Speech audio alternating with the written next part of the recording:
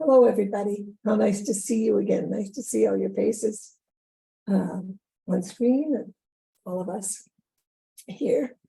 I'm speaking on behalf of the Peru Projects Committee, but mostly to help deconstruct all of the numbers that you're going to see in the reports and all of that kind of stuff, and tell you some stories.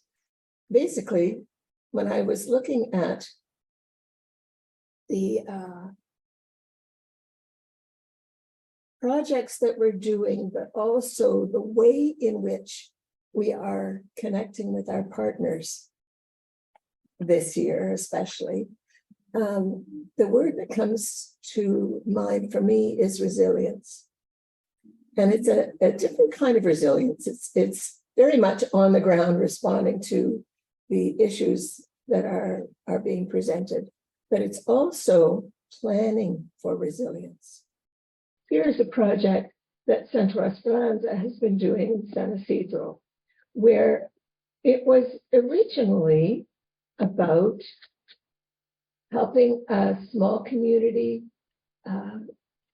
learn about running their own sustainable farming practices, making sure that they had chickens that they could raise, finding out, they spent a year and more than a year actually, finding out everything that was necessary to run a good hen laying project so that they could sell the eggs, so that they could have laying hens, so they could help their friends, so they could make some money. There was all sorts of stuff that was going on. And that community building that happened, clearly fun as well. The community building that happened, though, allowed them to pivot when the problems of poverty and all sorts of things that have been going on forever there, gender inequality, lack of education, poor nutrition, all of that kind of stuff was being dealt with by this project. But then on top of that, there was a cyclone that came and just wiped out a whole lot of homes and properties that people were trying to develop. And so they were able to kind of deal with that. And then on top of that, there was COVID-19 and the fact that people who didn't have the immune system resources themselves were getting very sick. And now, on top of that, flooding that has led to having lots of mosquitoes that are bringing dengue into the region. And so they're having to deal with a lot of the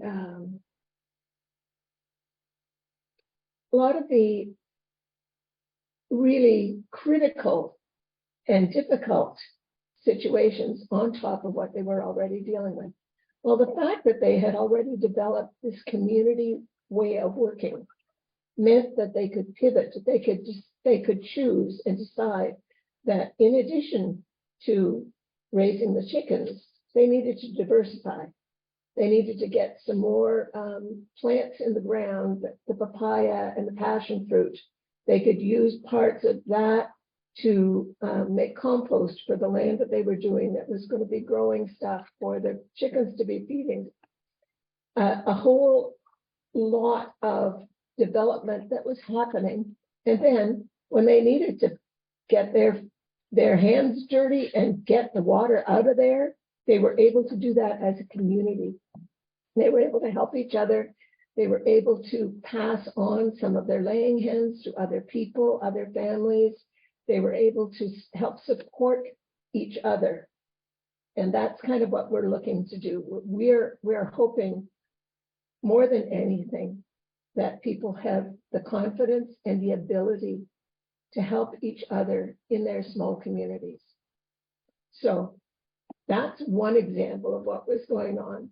Centro Santa Angela has an ecological project that is translating that same kind of community building and community work. Actually, they've been doing community building for years and years, but they have translated that into helping streets learn how to clean up all of their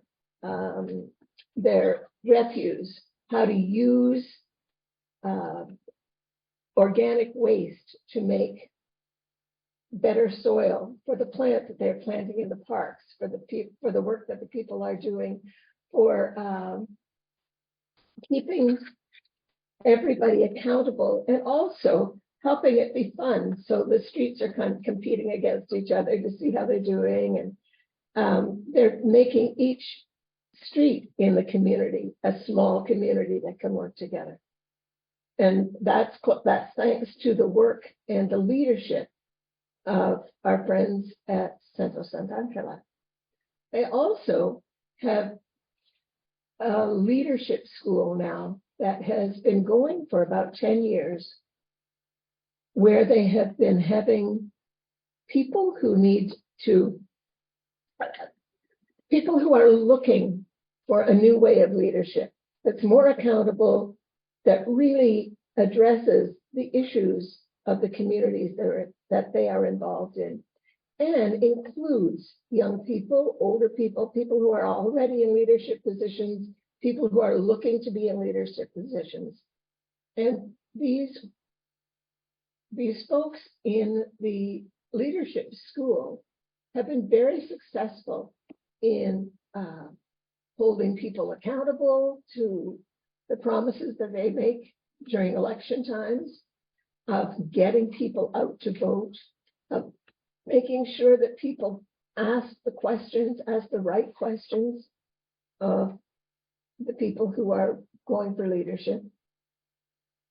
And this wonderful group of leaders has also been able to access resources in the community, so that when COVID was hitting and people needed to have immediate access to food and to medicine and those kinds of things.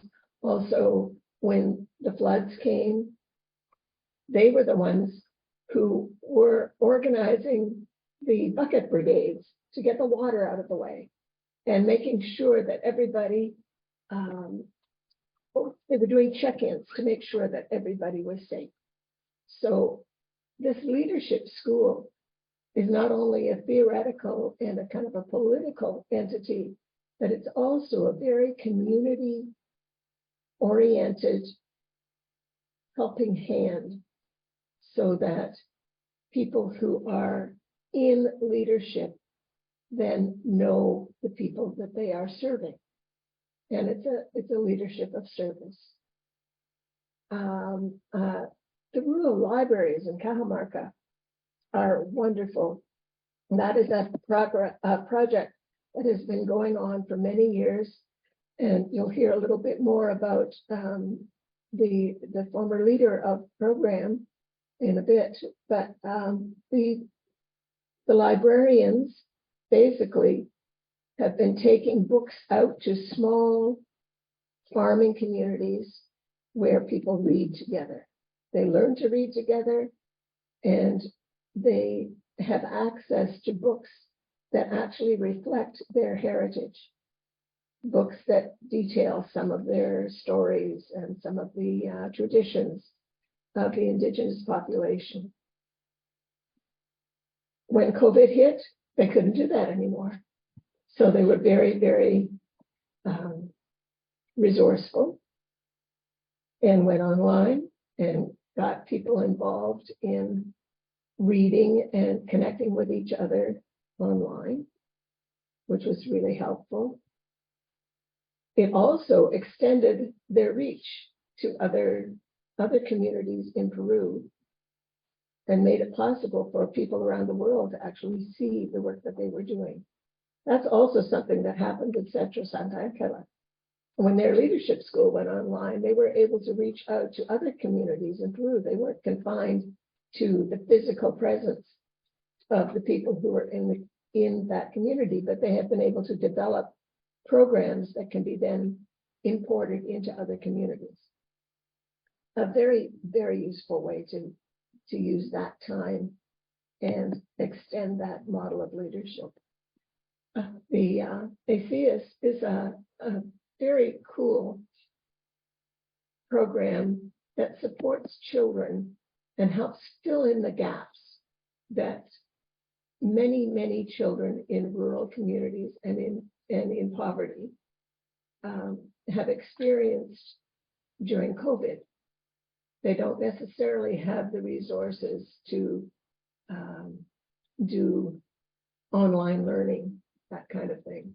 But these programs get them together to work on school projects, other projects that actually, in Cajamarca here, projects that are focused on their heritage. But the most fun thing I thought of was the fact that the kids learned how to make bookcases, because they had already designed and made copies of their own stories. So now they've got a bookcase that will hold their story and their friends' stories, and they're learning how to read by using their own stories. It's a wonderful model for literacy with young children. It makes it very relevant, and it's a very purposeful feeling for a child to write their own story and then be able to share it. Their parents, especially their mothers, have been doing small projects that kind of started out with little dolls that they knit for their children, so their kids could take a doll to this program and act out little stories and that kind of thing with the dolls. Well, the moms have started doing really marketable projects that are now being sold in the markets in Cajamarca and also in Germany. So it's quite lovely to see how the small initiatives in the program have spread, and how the work that is being done, starting small, has been expanded to make it available to lots of other people, but also to expand the awareness of the work that these communities are doing. In the Zanya Valley, there's a group called Latidos, or Heartbeats, that has been working really diligently through COVID. They have got all sorts of nursing students together to make sure that everybody gets vaccinated, to check in on people who are older, who may have problems, to make sure that they've got what they need. And they also are working with the children to fill in the gaps where they don't have the education, the gaps where perhaps they don't have the nutrition so that they can actually learn and work at their schooling. The gaps that are included in the fact that they have been at home. Now, we all know that one. When you've got lots of kids who normally go to school who are at home all the time, and you're trying to deal with all of your kids, as well as the anxieties that you may have over getting food on the table and that kind of stuff. Well, there have been programs for parents as well about how children develop, about how you can help them step by step and keep going. So Latidos has been definitely helping with that. They also have a program of helping families do organic gardening. And then what they do is they buy the produce from the organic gardeners and use it to help feed people in the community who need excellent nutrition. So it's kind of a win-win all the way around.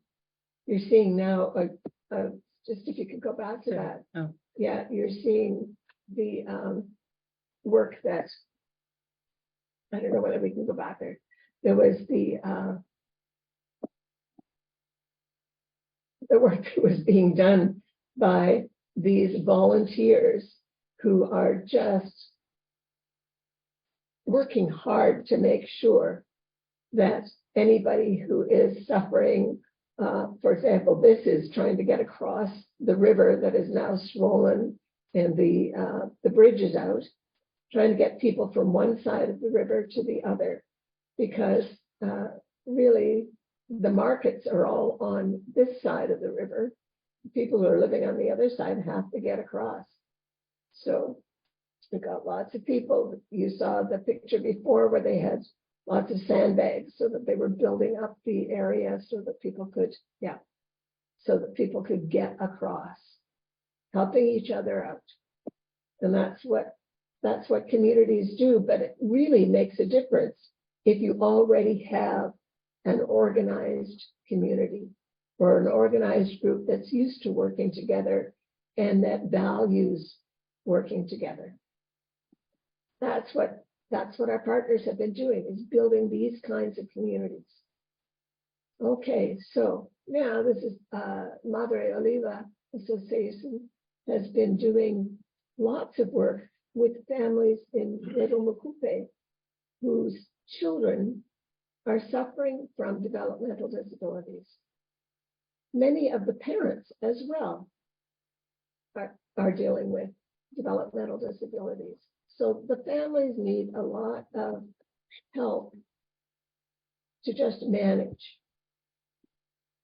So we've been helping, making sure, or Madre Oliva has been making sure that the kids have a little bit of backup, filling in the gaps from their schooling, the backup for filling in the gaps for their nutrition. They get a nutritious snack every day. Backups for their parents in understanding how their children are learning and how they can help. The psychologist is really helpful with any children who need special care. And Madre Oliva is very, very helpful with making sure that any families who need special medications, especially with COVID, and any kind of special circumstances are served well. We have been really fortunate that we've been able to receive donations from the Sisters of St. Joseph, specifically for this particular population because they have so many needs. I'm happy to say that I'm really pleased that we have encouraged our partners over the last couple of years to submit longer term projects, because that allows them to feel more sustainable funding for the projects that they are proposing. And it also allows us to give them permission to pivot as crises arise and they need to use the funds in different ways. They know that we trust them, and we do. They are good partners and good friends, and we are very proud to be able to be part of their extended community. Thank you.